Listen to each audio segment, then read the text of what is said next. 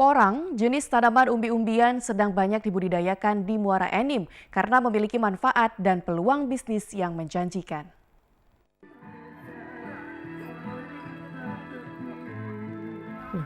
Tanaman porang berbahasa Latin Amorphophallus dulunya dianggap tanaman liar, kini banyak dibudidayakan karena memiliki pasar ekspor seperti Jepang, China, Taiwan, dan Korea.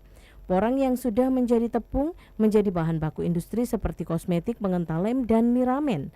Sutrisno selaku ketua penggiat porang menuturkan prospek porang di Sumsel khususnya Muara Enim sangat bagus. Pihaknya masih mengedukasi masyarakat agar tertarik untuk menanam porang karena sangat menjanjikan, mudah merawatnya, serta menjaga ketahanan pangan.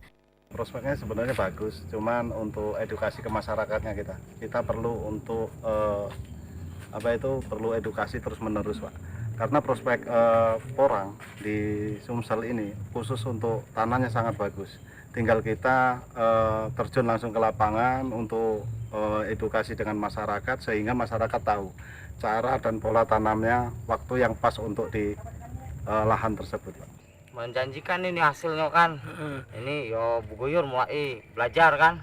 Ini baru pertama ini Pak ya? Yo baru ini paling umurnya baru berapa bulan, 3 bulan ini jalan. Ada berapa banyak Pak? Sekitar 3.400 ini Pak. 300 batang ya?